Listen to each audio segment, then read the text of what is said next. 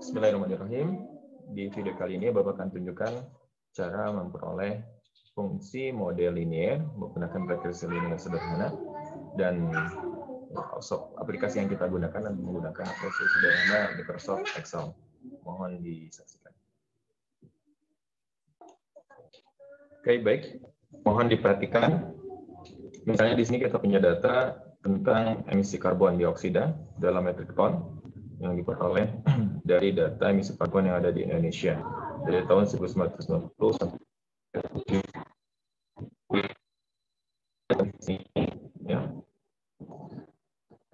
ya, bahwa data-data ini ya, kalau kita gunakan diagram pancar. Nah, ini contohnya diagram pancar ya, yang kemudian kita peroleh dengan cara insert ya, kemudian nanti menambahkan scatter ya, tinggal nanti dipilih mana diagram pancar yang akan kita gunakan untuk menyajikan data tabel tersebut. Ya.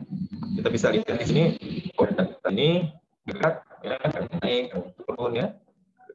Tahun 1997 nampaknya turun ya, dari tahun 96 ya, puncak yang paling tinggi dari rentang tahun 90 sampai 97, maka yang tertinggi di tahun 97 ya. Tapi kemudian turun lagi di tahun 1998. Kira-kira pertanyaan intuisinya adalah menggunakan model apakah yang kemudian cocok untuk kita gunakan untuk memprediksi ya di tahun-tahun berikutnya. Nah, di sini kita menggunakan model linear ya. Model linear yang kemudian kita ingin tahu fungsi linearnya seperti apa. Oke, kita punya fungsi linear seperti ini ya.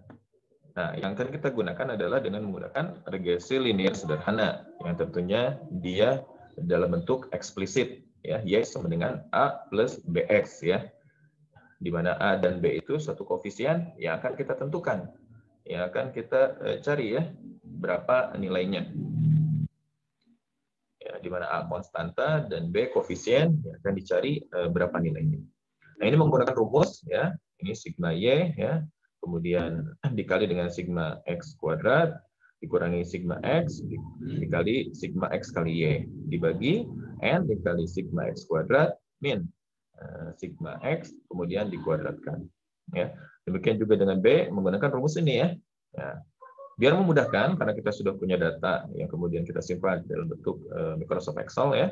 Kemudian kita cari nilai-nilai tersebut ya menggunakan Microsoft Excel. Ya. Microsoft Excel ini kita bisa kemudian menambahkan kolom XY ya, merepresentasikan X kali Y. Kemudian X kuadrat merepresentasikan X kuadrat. Kemudian Y kuadrat mewakili ya Y kuadrat. Di mana X-nya itu adalah variabel yang mewakili tahun ya. Sedangkan Y yaitu nilainya atau variabel terbebasnya yang menggambarkan jumlah emisi karbon dioksida di tahun tersebut. Maka kemudian kita lakukan ya, kalau teman-teman tidak terbiasa menggunakan Excel ya, maka untuk mengisi kolom ini kita menggunakan rumus. Nah, rumusnya bisa misalnya tinggal sama dengan kemudian data X ya, kemudian bintang data Y ya, kemudian enter ya, seperti itu. Itu cara untuk kemudian mendapatkan nilai XY. Kemudian kita jumlahkan ya, jumlahkan di sini menggunakan rumus sama dengan sum ya, sum data dari sini ke sini ya, maka diperoleh hasil yang sama. Nah, untuk X kuadrat juga sama ya, tinggal data X ya, kemudian pangkat 2 ya.